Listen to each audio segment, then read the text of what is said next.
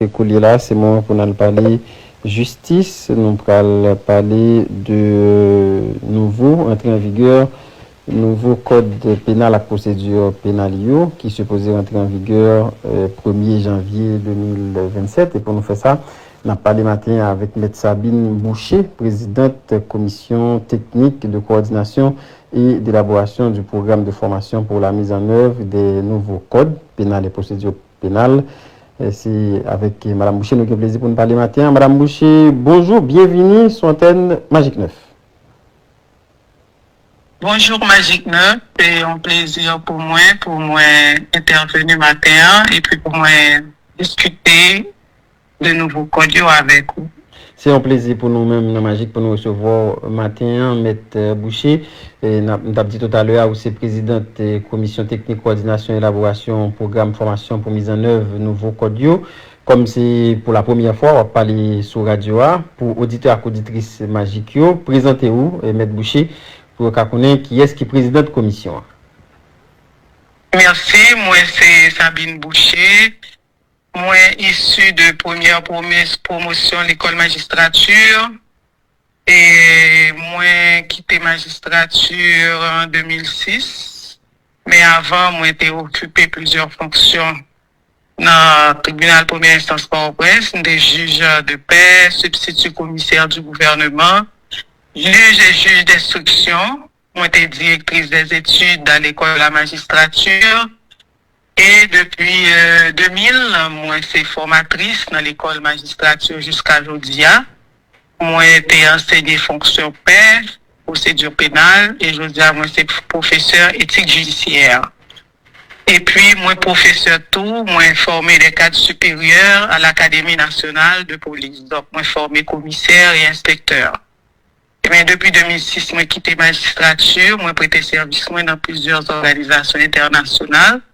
Qui était financé par USAID, par le département d'État, OIF, OIM, et moi, qu'on bail consultation dans l'UDC, dans l'UD. Et je dis à moi, après tes services, moi, à ministère de la Justice, dans le cadre réforme pénale. Très bien.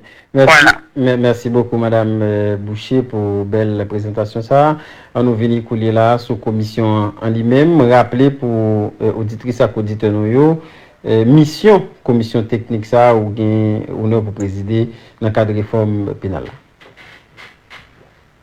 Merci. Donc, comme nous, commission, c'est commission de coordination technique et d'élaboration du programme de formation de la mise en œuvre des codes. Donc, mission, nous, c'est élaborer un programme national de formation pour nous capables d'assurer coordination générale, harmonisation technique et préparation formation pour nous capables de garantir une appropriation cohérente à tout le monde qui peut impliquer dans la mise en œuvre code pénal là. Donc, tous les acteurs judiciaires, avocats, magistrats, greffiers, huissiers, policiers, les étudiants en droit, tout. Tous les, je peux dire, tout le monde qui est dans le secteur judiciaire. Lancement, on a rappelé le lancement a été fait le 15 juillet qui s'est passé là, c'est mercredi dernier. Où tu as insisté dans le lancement ça sur le fait que réforme n'a pas un monopole d'initier. Concrètement, Maître Boucher, comment la commission compte mobiliser ensemble acteurs dans la chaîne judiciaire et dans la société civile là pour mise en œuvre de nouveaux codes? D'accord, merci. Mais tout juste avant de répondre à la question, là, je vais la composition et commission. Oui. Parce que commission. Merci, ça que nous te demandons bien avant. D'accord, pas de souci. Commission composée d'institutions. Pour ce ministre-là, il était fait appel à moi-même, c'est de ça de discuter. Il faut que c'est des institutions qui doivent former une commission pareille. Commission, elle est formée de 3 professionnels que le ministre a choisi, dont moi-même, et 2 autres experts qui travaillent dans le cabinet. Et puis, il y a un directeur des affaires judiciaires, ministère là, qui la donne, qui représente le ministère là-même. Il y a un représentant fédération barreau, des barreaux d'Haïti. Il y a 2 représentants de l'école de la magistrature, dont le directeur général AI et la directrice des études. Et puis, il y a un représentant du Conseil supérieur du pouvoir judiciaire. Il y a un représentant de la police nationale d'Haïti.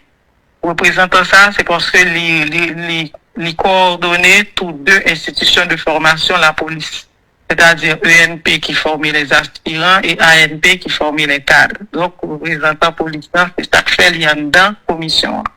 Et puis, il y a un représentant ministère de l'Éducation nationale et de la formation professionnelle qui malheureusement pas là encore parce que le ministre qui était là avant t'es voyé un membre cabinet dans la commission. Mais depuis le départ, ancien ministre là, actuel ministre là, pour qu'on remplacer. Et puis, il y a un représentant de l'Université d'État d'Haïti que nous attendons encore qui supposé rejoindre nous pour qu'on arrive. Parfait. En commission. Parfait. Voilà, donc c'est une commission de 11 membres. Parfait. Maintenant, merci pour précision ça au côté pour nous par rapport à la composition commission. Maintenant, comment la commission compte mobiliser acteurs dans la chaîne judiciaire là, dans la société civile là, pour mise en œuvre et code. Bon, commission pour le capable d'atteindre l'objectif qui s'est mis en application et code, nous nous élaborer un programme qui est structuré autour de 5 axes stratégiques pour nous mobiliser toute institution, tout citoyen et tout professionnel de droit. Donc, ces 5 axes qui peuvent permettre que nous mettions en œuvre. Premier axe là, c'est une coordination institutionnelle. C'est-à-dire, c'est travailler avec toute institution sur pour nous capables de mettre au-delà en application. Deuxième accent, c'est la sensibilisation citoyenne. Côté que nous prenons ça les dialogues communautaires, une communication de masse avec tout citoyen pour organiser des forums citoyens. Et puis troisième accent qui c'est formation pratique. Formation pratique là, nous pourrons organiser des ateliers avec les nouveaux OPJ. Nous arriver plus loin, on va pour que ça me parler de nouveaux OPJ. Nous pourrons organiser des cliniques juridiques et des cliniques au niveau des universités. Et puis, nous pourrons organiser aussi des concours nationaux. Donc, concours nationaux, et nous pourrons présenter sous forme plaidoirie. Plaidoirie pour nous capables de révéler, pour nous capables de chercher, former une élite d'avocats, de jeunes avocats. Donc, sur des thématiques qui sont dans le code. Par exemple, nous capables de dire, et par exemple, dans la conférence que nous avons fait récemment, il y a plusieurs étudiants qui ont approché, c'était sur le statut du procureur de la République, qu'il sera, parce que avec la mise en application, on n'aura plus le commissaire du gouvernement, c'est le procureur. Le procureur, merci, de la République. Donc, nous sommes capables d'organiser un concours sur ça. Parce qu'il y a une qui te pose des questions, qui veut se connaître, est-ce que le fait qu'elle va prendre des commissaires du gouvernement, est-ce que c'est président qui a toujours nommé ou pas? Donc, ça, c'est une question qui peut faire partie de concours plaidoirie que nous allons organiser. Il y a un concours de dissertation, tout pour nous capables d'alimenter doctrine, pour nous éclairer zone d'ombre qui est dans le texte là. Parce que nous pas gagner doctrine en Haïti concernant droit à la caille. Et toujours nous faire appel à la doctrine française. Nous pouvons organiser aussi des forums citoyens pour nous capables de faire peuple dans des voix, pour nous capables de parler, pour nous capables de comprendre plus bien comment et eux même ils peuvent louer en tant que justiciable et dans réforme ça. Et puis nous avons organisé tout des cliniques juridiques pour nous capables d'offrir des conseils gratuits et en même temps nous avons profité de former des étudiants qui, en dernière année, cap sorti dans le droit pour être capable de comprendre pratique concrète droit en Haïti. Donc, pour mettre en œuvre 2 axes qui, dans 5 axes qui sont très importants, c'est 2 axes de sensibilisation citoyenne et formation pratique. Donc, pour nous capables de mettre 2 axes en œuvre, nous pouvons élaborer en cours d'élaboration un programme que nous avons intitulé, la commission a intitulé le droit vécu, droit partagé.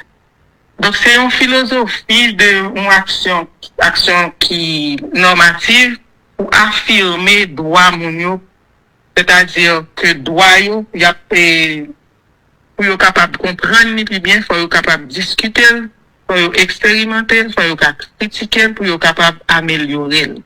Donc, c'est comme Dakadou, c'est un passage d'un droit que il a subi chaque jour, puisque on va l'appliquer le contrôle. On doit que l'État va imposer et qui est opaque, qui est intimidant, Et puis maintenant, le fait que on va le comprendre ni souterrain, il a pas accepté le plus facilement. Donc il a pas approprié de droit ça plus facilement.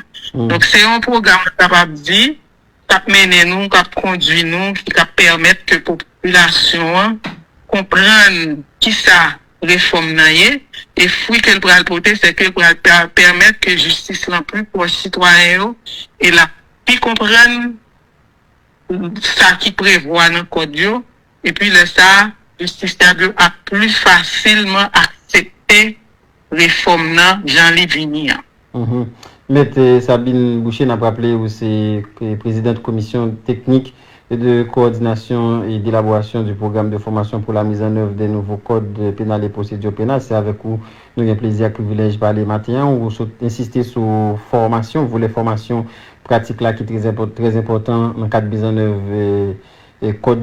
Avant de tourner sur lui, on saute parler tout à l'heure de nouveaux OPJ. Pour auditeurs et auditrices qui attendent matin là qui pas trop maton, pas trop madri dans droit, qui ça OPJ et en 10 secondes pour qu'on comprenne. Très bien. Ok, merci. Tout juste avant de répondre rapidement, ma bail quatrième accent et cinquième accent. Parfait. Quatrième accent, c'est outils transversaux que nous allons utiliser. Par exemple, nous allons élaborer un guide pratique de code pénal là, et puis un manuel de procédure pour permettre formation au fait puis bien au niveau des universités, des facultés de droit. Et puis, cinquième accent, c'est communication culturelle. Côté que nous allons utiliser et télévision, radio, pour nous capables de diffuser des capsules, des vidéos, pour nous passer sur les réseaux sociaux. Donc ça, c'est avec le ministère Culture que nous entendons déjà avec pour permettre que nous fassions ça. Et dans les médias traditionnels aussi, je suppose. Bon, tous les médias, médias traditionnels, médias en ligne, tout et tout. Et nous gagnons activité tout que nous avons fait avec la presse, parce qu'il faut nous utiliser la presse pour être capable de diffuser des messages pour nous. Donc, nous prévoyons la presse dans le programme dans tout. C'est un programme de vraiment très ambitieux. Donc, j'espère que nous avons mettre en application. Très bien. Pour me répondre, tourner à la question OPJ. OPJ, c'est aussi qui veut dire officier de police judiciaire. Et ça fait me parler de nouveau OPJ parce que on connaît juge de paix et dans l'actuelle procédure nous est très sollicité, c'est des OPJ qui très sollicités, qui a fait constat, qui qu'on a arrêté en flagrant délit, bon des fois même le baguette flagrant c'est arrêté, même que la loi dit que c'est en flagrant délit, mais yo arrêté moun même si pas de flagrance. Donc et nouveau code yo comme dans la radio, yo éliminé, yo retiré casquette ça dans tel juge de paix. Donc, juge de paix a confiné uniquement dans leur métier de juge de siège. Ils seront uniquement juges de siège pour auditionner, pour entendre des affaires contraventionnelles et des affaires civiles. Donc, ils n'auront plus à faire des constats et des fractions, etc. Maintenant, c'est la police qui se retrouve renforcée. Donc, pour voir la police renforcée, c'est eux-mêmes qui pourraient faire constat. Donc, le pape, l'orgon problème qu'on y a, on pas besoin des juges de paix pour faire constat. C'est policiers qui pourraient le faire. Et pour ça, me parler de nouveaux OPJ. Très bien. Donc, les vous me verbaliser, pas besoin de les juges de paix encore. La police a bien compétence pour le faire ça? Oui, c'est la police qui appelle. Mais, pas au civil. Le juge de paix a toujours fait constat civil. Ah, parfait. Mais en matière pénale, le juge de paix ne sera plus compétent à faire des constats au niveau pénal. Très bien. Merci un peu pour l'explication, ça. Maître Sabine Boucher, nous retournons dans un volet formation qui est extrêmement important. Qui contenu prioritaire qu'a gagné pour enseigner avec magistrats, avocats, policiers pour assurer une application uniforme nouveau code dans le cadre de formation stratégique, formation pratique où tu as parlé tout à l'heure comme une axe principal. Ok, nous élaborons un programme de formation en 3 phases. Première phase là, et c'est la sélection de 20 formateurs. Le ministre Santé a évoqué ça lors de son allocution le 15 juillet dernier. Et la commission a sélectionné 20 formateurs. 20 formateurs, ça c'est la même institution qui en dans commission qui était sélectionné formateur qui voyait dans la commission, ils ont étudié le dossier, ils ont analysé pour se établir des critères de sélection. Et puis, qu'on y a mis, le ministre était en priorité à IMA, l'école de la magistrature, étant donné que c'est magistrats qui pourraient jouer un rôle clé dans l'application et code. Donc, ils te permettent que l'école là baille 10 moun, et puis l'autre institution, la police baille 3 moun, fédération des barreaux 2, et puis greffier, et puis huissier, en bas, pas huissier non, te gen un greffier, et puis gen un représentant CSPJ. Donc, 20 moun sa yo pourra aller très bientôt à l'ENM, à l'École nationale de la magistrature à Paris, mais c'est l'État haïtien qui a financé le voyage là. Donc, c'est vrai que vous parlez de formation en France, alors nous avons dit pour qui ça en France, c'est parce que formation que vous prend, le fait que nouveau code pénal là, et nouveau acteur que code là créé, la France déjà gagné, acteur ça dans le système, les nouvelles fonctions, la France déjà gagne, donc pour aller faire formation ça pendant 3 semaines. Et puis après, donc c'est deuxième phase là, après première phase, 20 formateurs ça va former pendant 3 semaines. Et puis ils vont retourner en Haïti. Le retourner là, nous dans deuxième phase là, ils vont déployer tout formateur ça au niveau des 20 juridictions de la République, où ils vont former environ au moins 5 formateurs par juridiction. Ça déjà bah nous 20. Ça va nous 20 juridictions, 5 fois 20, ça fait 100. Ça fait 5 fois 20, ça fait, c'est ça? Oui, ça fait 100. Oui, ça fait 100. Ça fait 100. Et puis, maintenant, nous pourrons gagner plus 20 formateurs déjà formés. Nous pourrons gagner 120 formateurs qui pourront former l'ensemble des magistrats, l'ensemble des policiers. Actuellement, nous avons environ 1000 magistrats, nous avons environ peut-être 16 000 policiers environ, avec le programme P4000 de la police. Donc, nous avons plus policiers.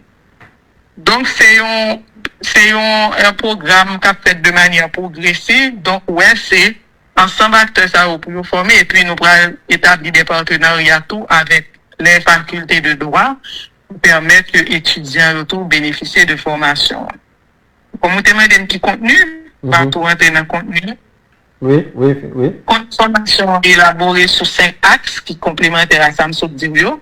Premier, c'est les droits fondamentaux et la philosophie de la réforme. Parce que un nouveau code pénal, vraiment mettons accent particulier sur les droits fondamentaux. Parallèlement à ça qui existait déjà, donc, il y a un législateur a mis un accent vraiment sur le droit fondamental. Donc, pour que les gens qui parlent former comprennent la philosophie de réforme ça. Parce que la liberté individuelle, il y a vraiment une place d'honneur dans la réforme ça. Deuxième point de contenu, c'est les innovations majeures. Il y a des nouvelles incriminations. Par exemple, il y a la cybercriminalité qui n'existait pas auparavant. Il y a la pédopornographie et le harcèlement sexuel. OK? Donc, tout ça, c'est des infractions qui nouvelles. Donc, il faut mettre un accent particulier sur toutes les nouvelles infractions. Et puis aussi, il y a de nouveaux acteurs institutionnels, nouveaux acteurs sérieux, c'est le juge de la liberté et de la détention. Il y a aussi le JAP, ça aurait le juge de l'application des peines. Il y a le procureur, qui c'est nouveau. Donc, c'est tout ça, c'est de nouvelles fonctions que faut magistrats, il faut former magistrats sur les nouvelles fonctions. Et il y a un tronc commun. Tronc commun, c'est tout acteur honnête parce que tout besoin de former en même temps sur les nouvelles infractions. Mais pour les fonctions, c'est uniquement les magistrats. Parce que ça a regardé eux-mêmes seuls. On ne peut pas former un policier sur le juge de la liberté et de la détention. Vous comprenez? Mais c'est juste pour le former sous nouvelles fonctions. Et puis maintenant, l'ensemble des acteurs vont être formés, avocats, policiers, greffiers, et tout pour le former sur les nouvelles infractions. Très bien. Et puis, code d'entrée, code de procédure, nous pas bien code d'instruction criminelle, c'est code de procédure pénale. Donc, il font totalement chaîne procédurale. Parce que qu'on y a dans phase poursuite là, nous gagnons une hiérarchisation au niveau du parquet. Hiérarchisation, par exemple, nous gagnons le procureur général qui est dans cassation, qui peut le coiffer juge et procureur cour d'appel, et procureur cour d'appel, il peut le coiffer procureur tribunal première instance. Donc, tu vois, donc il y a une forme de hiérarchisation au niveau des parquets.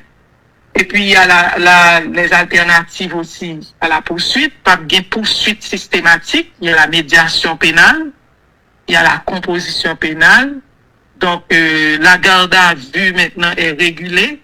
Et mon yo va pour arrêter mon ami dans la garde à vue parce que maintenant, maintenant prévoit dès la garde à vue. Garde à vue de arrêter ou un éclat de la donne, qu'on y a mon qui doit demander assistance ou avocat aux premières heures de son arrestation. Ça qui peut être, donc, ça qui peut être pas réduit sur la population carcérale et M. Boucher. C'est certain. C'est certain. C'est certain. Non seulement oui, ça va réduire la population carcérale là, mais en même temps, il y a la phase d'instruction, côté que juge d'instruction maintenant, il n'y a pas qu'à mettre mon en détention comme ça, sans que le juge de liberté pas analyser pour voir est-ce que mon ça a mérité à la détention. Parfait. Donc, il y a un contrôle judiciaire. Donc, la détention provisoire aussi est très encadrée, tout comme la garde à vue, c'est très encadré. Et puis, à la phase de jugement, pas jugement, nous connaissons cour d'assises en Haïti, c'est le recours, c'est directement en cassation. Donc, actuellement, mais maintenant, nouveau code là prévoit que cour d'assises avec jury, c'est appel. Donc, ou pas autant cassation directement, mon nom qu'a fait appel. Donc, et puis, il y a la comparution immédiate, il y a l'amende forfaitaire. Donc, il y a des infractions pour lesquelles ou pas besoin d'arrêter mon nom, mettez-le en prison, font pas de temps. Donc, commissaire et procureur républicain, il doit faire une citation de comparution immédiate. C'est-à-dire, arrêter aujourd'hui, même aujourd'hui, et présente devant le juge là pour aller juger. Donc, c'est une comparution immédiate. Et puis, à la dernière phase, qui est la phase d'exécution, là, intervient le juge de l'application des peines. Là, moi, j'estime que, comme moi-même, son ancien juge du siège, j'estime que c'est un bagage qui est très important et fonction ça parce que, moi, rappelle que moi, j'étais juge dans le dossier, côté que moi, j'étais jugé en monde. Et puis, 3-4 mois après, j'étais condamné à une peine. 3-4 mois après, moi, ouais, mon ça, et yo mené dans le jugement encore. Je dis, même ça, je m'étais condamné mon ça. Comment le fait là? Et puis, elle a dit oui, mais depuis le fin condamné, il pas jamais de monde qui dit rien, il bien saisi, ouais, au vide mené là. Ça veut dire, on n'a pas de gain, moyen pour te payer un avocat, son stagiaire qui était sous dossier. Donc, pas de suivi qui était fait pour le dossier, et pas de corps. Donc, malgré qu'il était libéré, parce qu'il était bénéficié de loi Lestinas, donc il était libéré, parce qu'il était en fait pour le faire, mais il n'a pas jamais libéré, parce qu'il n'y a pas de monde qui pouvait faire un suivi pour lui. Donc, ça, pour le permettre que le monde, surtout le monde qui est défavorisé, pour suivre le dossier de monde, et qui pourra permettre que rapidement, si on a mérité libérer, c'est le que j'ai permis, il n'y a pas besoin d'attendre et rester en prison pour grand ici. Donc, juste ça va permettre que mon nom fait sa réinsertion, réinsérer dans la société pour le reprendre en vie normale. Donc, moi, j'estime que c'est un bon bagage. Et puis tout, juste ça va permettre, suivre le dossier Mounsa, s'il y a un bon comportement en de prison, il va permettre d'aménager peine, diminuer peine pour le sortir puis vite. Donc, ouais que le législateur prévoit justement respecter les droits fondamentaux vraiment dans la nouvelle législation. Et M. Sabine Boucher, justement dans la question de droits fondamentaux, là, bon, de ça rapidement, peut-être que vous avez réponse là en 5 secondes. Dans le cas où vous cité tout à l'heure là, que mon a libéré, il était bénéficié de loi l'Espinasse parce qu'il était fait temps, il était supposé faire. Déjà, malgré ça, il n'est pas libéré. Est-ce que dans le nouveau code, il y a des dispositions pour te permettre, dans un cas comme ça, tu as des dédommagements, par exemple, pour victimes. Nous disons victimes, par contre, c'est terme approprié. Non, mais loi, constitution prévoit que au monde qui est victime de violation de droit, il a fait recours. C'est parce que mon ne pas connaître ça. Et je ne sais pas exactement, soit 25 ou 27 constitution. il prévoit que un monde qui senti lésé, qui victime de violation de droit par une autorité en justice là, il peut poursuivre monde. Mais bon, comme haïtien, on pas vraiment connaît ça, on peut faire article 25 ou 27 de la Constitution actuelle. Donc ça veut dire que oui, et code l'en prévoit et que un monde qui est victime capable de faire poursuite pour demander des dédommagement à l'État haïtien. Très bien. Et Maître Sabine Boucher, vous avez évoqué tout à l'heure une nouvelle infraction et par rapport avec une nouvelle réalité nous gagnons Kounia. Dans le lancement qui était fait mercredi 15 juillet, où tu évoqué la nécessité pour nous sortir dans les stations qui vieillent de près de 2 siècles. Et qui ça, selon vous-même, qui gros changement qui est plus significatif qui peut être dans le nouveau texte. Bon, il y a un pile, mais ce qu'a évoqué, ça qui peut-être paraît puis gros dans tête pour nous aller plus rapide. Ok, bon. Pour moi, plus gros, c'est assistant avocat, bien que mon a arrêté. Ça, c'est important. Automatiquement arrêté, vous avez droit à un avocat ou demander assistance. Et sans la présence de ton avocat, vous n'êtes pas obligé de parler. Donc ça, c'est important. Deuxièmement, c'est l'individualisation de la peine. Donc, peine individualisée. Côté que, et on juge pour n'y il n'est pas qu'à décider, bon, une sanction qui est disproportionnée par rapport à son effet. Et puis, la détention maintenant est sur ordonnance motivée. Il n'y a pas qu'à prendre, il met en prison sans il n'y a pas motivé pour qu'il ça mette en prison. Parce qu'à l'heure actuelle, juge Yannick met en dépôt sans que il n'y a pas même qu'à dire pour qui ça. Son simple soupçon, il met en détention. Alors que nouvelle procédure ça, il va permettre que on juge liberté qui analyse pour dire est-ce que mon doit aller en prison. Donc, l'ordonnance doit être motivée pour le mettre en prison. L'autre bagage, c'est le témoin assisté. La loi prévoit maintenant que actuellement, on juge convoqué dans le tribunal ou peut aller parce que ou peut aller au tout qu'un mot. Mais parce que l'actuelle législation pas permettre pour un avocat accompagner un témoin qui est convoqué ou bien qui est cité au niveau du cabinet d'instruction. Maintenant, avec nouvelle législation, le témoin sera assisté. Donc, doit la protéger. Et le parquet maintenant qui classe les dossiers sans suite, sans motivation, il ne pourra plus le faire. Donc, malheureusement, heureusement pour justiciable, le parquet doit motiver le classement sans suite. Donc, tout ça, c'est des bagailles que moi-même m'estimais qui très important, qui des avancées majeures. Et puis ensuite, bon, on t'a dit tout à l'heure, les condamnés maintenant auront un juge pour suivre leur dossier pour leur permettre de réinsérer la société. Donc, moi, je pense que tout ça progresse au contraire, c'est consolider et renforcer l'ordre public et ça aurait les démocraties dans l'état de droit. Voilà.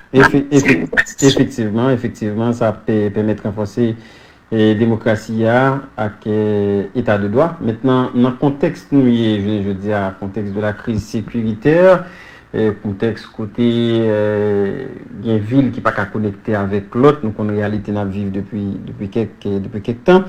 Et qui ça qui principal obstacle logistique ou bien financier qui est capable d'empêcher commission arriver Kembe et délai qui avancé le 1er janvier 2027 pour mise en application, mise en œuvre nouveau code et Maître Sabine Boucher. Bon, et janvier 2027 a été effectivement évoqué par le ministre de la Justice. Bon, moi-même, moi, toujours très prudent dans le d'action parce qu'il y a des paramètres que nous ne pouvons pas contrôler. Effectivement. Défis très multiples. Parce que l'insécurité, bon, c'est vrai, c'est un problème majeur qui entrave des déplacements en commission pour aller dans la juridiction. Et par exemple, nous lançons conférence inaugurale là dans 5 juridictions cours d'appel, nous faisons pour au prince, nous avons 4 autres juridictions. Mais il est très difficile pour une membre commission traverser le nord pour aller dans la juridiction Gonaïve. Il est difficile pour nous aller dans Esch, nous ne pouvons pas passer plateau central. Il est très difficile pour nous aller au CAI. Donc là, et on est obligé de négocier avec un partenaire qui a financé nous pour payer billets d'avion, etc. Donc, même pas où nous pas aller. Donc, ça, c'est un obstacle majeur pour l'insécurité. Pas seulement nous, mais parce que toute notre activité nous prévoit faire, et en pile là-dedans, c'est, faut traverser route pour aller faire, parce que c'est pas toujours facile pour jouer un avion pour aller. Donc, ça, c'est un gros problème. Et l'autre défi qui gagne, bon, défi ça, c'est d'autres structurels et infrastructures. Parce que nous avons une infrastructure très et démodée, hein. Parce que nouvelle législation, il prévoit vraiment une technologie de pointe pour mieux mettre en œuvre. Par exemple, il faudrait réorganiser les parquets. Parquets, vu et configuration actuelle, pour renforcer pour efficacité pour suite. Et il y a aussi les inégalités au niveau des juridictions. Au presse, malgré que les gens liés est plus structuré que plusieurs autres juridictions, donc pour être capable de faire en sorte qu'il y ait une uniformité au niveau des juridictions pour l'application des nouveaux codes. Au niveau des greffes également, il faudrait moderniser et les greffes pour une meilleure gestion des dossiers parce que on va utiliser beaucoup et les données numériques au niveau des greffes selon code. Donc si nous pas gain et puis toutes les greffes d'après législation ça faut numériser tout document donc faut très et faut informatiser système de gestion au niveau des greffes ce que actuellement pas gagné dans certains greffes. Code là prévoit tout et code de procédure là, il prévoit ça les fichiers national, fichier judiciaire national pour suivre auteur infraction sexuelle. Donc, il prévoit ça les un fichier génétique, son registre qui prend dorénavant, qui prend stocker profil ADN, c'est-à-dire génétique, tout individu qui commet des infractions sexuelles. Je dis, nous avons pile infraction sexuelle, en pile cas de viol. Et à partir de fichier ça, depuis que vous arrêtez ou poursuivez ou condamné, eh bien, vous prenez le fichier. Ça veut dire, après empreinte génétique ou, qu'après entrer dans le registre, ça veut dire, non système de données, où vous êtes capable et facilement sous commettre une autre infraction de ce genre pour remonter plus facilement avec ce qui n'existe pas maintenant. Mais ça m'a aidé un pile de bouts pour mettre le système ça au niveau national. Et c'est dans CPJ que la loi prévoit pour et mettre ça. Et puis, casier judiciaire, jusqu'à aujourd'hui, nous pas jamais de casier judiciaire, donc, pour structurer les tribunaux, tout tribunal première instance, côté que, vous pouvez centraliser toutes données, ça, quel que soit en un clic pour capable de venir avec. Donc, ça veut dire que, pour vous mettre et matériel informatique dans tout tribunal. Et puis, service pénitentiaire, le fait que qu'on y ait un, et, vous prévoit semi-liberté, on n'a pas obligé de rester dans cellule pendant toute journée, il prévoit et il prévoit encadrement dans prison, pendant mon an en prison, il a sorti, il a accordé lui en 2-3 jours pour aller dans activité la Cali, dans un événement, dans la famille, pour retourner. Donc, tout ça, il faut former et agents pénitentiaires, pour être capable et mieux appliquer les mesures ça. Et puis l'autre plus gros problème, bon, la loi pas prévoit, mais actuellement, on a les actes judiciaires qu'il faudra réviser pour les harmoniser avec les nouveaux codes. Donc, actuellement là, bon, nous pas grand pile temps pour janvier arriver. Donc, si c'est en janvier, on va le mettre code en application, pour commencer à réviser tout mandat, tout formulaire de mandat, tout formulaire procès verbal, tous les formulaires de jugement pour être capable d'harmoniser avec nouvelle législation. Donc, de ce fait, il faut même commencer à penser à une révision pour harmoniser tout formulaire. Ça. C'est peut-être ça, nous avons dit que moi, très prudent dans by date, parce que il y a des paramètres que nous pas maîtriser. Nous sommes plus sur de coordination, d'élaboration de programmes de formation. Donc, si ça n'est pas pour nous. On comprend. Bon, nous allons finir, mettre Sabine Boucher. Et justement, la question bien là, monsieur, que c'est pas vous même cap bien, en fait, c'est pas commission cap bien pour répondre, c'est peut-être ministère de la Justice, puisque commission relevée du ministère, là, si on a parlé de janvier 2027, par rapport à toute explication sur ce bas-là, ça a un coût. Là, on n'a pas le connaître, est-ce qu'il y a des prévisions en termes de coûts, en termes budgétaires, pour mettre en place et tout ce qu'on a dit là pour le tribunal, pour moderniser, pour nous arriver à une effectivité de l'application des codes. Je suppose que partie ça, c'est pas au cap carré pour nous, avant de finir. Non, bon, moi, car rapidement dire que ce que je sais, le budget de la réforme est en cours d'élaboration. Ça, je sais. Nous pas de budget pour le moment, pas de budget. Même qu'on est en cours d'élaboration par des experts au niveau du ministère. Parfait. OK? Donc, il y a élaboré un budget global pour réforme là. Très bien. Mais, pendant que il y a élaboré un budget pour formation, hein? Mais la commission n'a pas un budget qui est alloué à lui-même. Parce que nous travaillons sur l'autorité du ministère de la Justice. On n'a pas de local. On travaille virtuellement depuis septembre. Donc, tout ce qu'on fait, les réunions, c'est en ligne.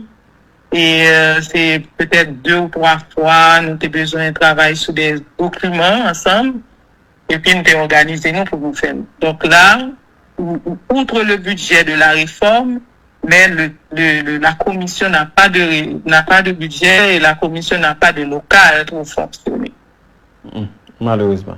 Mais ça, c'est une première interview nous fait sur mise en œuvre Codio. Je suppose nous parlons de toute une série pour nous faire avec la commission avant de nous arriver effectivement dans la mise en œuvre là. Bon, pour cette première fois, j'étais bien content et Guillaume sur Magic 9 et auditeur à auditrice nous monsieur posé à édifier par rapport avec sa commission et qui ça le pour faire comme travail, ça nous fait déjà d'ailleurs. Et nous avons gagné pour nous parler peut-être très prochainement les grands budgets pour nous regarder comment on a avancé et mettre Sabine Boucher. Tout à fait. Et m'espérer que, bon, comme ministère la travail sur le budget, moi confiante que dans le jour qui vient, et nous sommes capables facilement joindre un espace de travail. Bon, actuellement, c'est le PNUD qui a financé, nous. C'est le PNUD qui finance l'activité au 15 juillet. Et c'est l'État qui va financer 4 autres activités que nous allons faire. Gonaïve, Cap-Haïtien, et Chekaï. Donc, PNUD, nous rencontrons avec l'hier. Ils sont prêts pour financer partie ça, pour nous. Toute activité, ça, nous sommes là. Nous avons des échéances pour 4 autres activités, ça, déjà des dates retenues, arrêtées? Oui, des dates, c'est 10 août, de 10 août au 17 septembre. 10 août, Napocap, nous sommes pour parler avec le président cour d'appel et Capla qui a fait les coordinations pour nous avec les personnes ressources parce qu'on a besoin des profils variés pour les échanges, les panels, parce qu'on n'a pas besoin uniquement d'avocats ni de juristes, parce que la réforme concerne toute la population, les avocats aussi, mais on n'a pas besoin de panels constitués uniquement d'avocats, on a besoin de sociologues, de criminologues, d'anthropologues, de journalistes formés pour discuter, pour débattre. Donc, on aura le 10 août, excusez-moi, Cap-Haïtien, le 14 août, on sera au Gonaïve, et puis le 19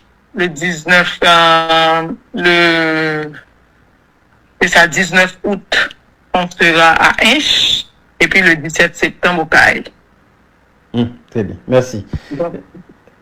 Oui, vous t'avez dit? Oui, donc on a eu des échanges avec la bâtonnière des Gonaïves, maître Chérita Joseph. C'est elle qui assure la coordination pour la commission au niveau des Gonaïves et avec OCAI, c'est OCAP, c'est le président de la cour d'appel, le magistrat Engrand. Et pour Inch, c'est avec le doyen Wando Saint-Villiers, c'est lui qui va faire la coordination avec les personnes ressources de Inch. Je pense qu'on n'a pas voulu prendre des ressources de Port-au-Prince pour amener dans les autres juridictions. on veut que ce soit les ressources locales qui soient utilisées pour les autres panels. Très bien. Merci beaucoup, Maître Sabine Boucher, présidente de la commission technique de coordination et d'élaboration du programme de formation pour la mise en œuvre des nouveaux codes pénals et procédures pénales. C'est avec vous, nous avons plaisir et privilège pour nous parler matin dans l'émission Panel Magique. Merci, bonne journée, Maître Boucher. Merci, bonne journée à vous aussi.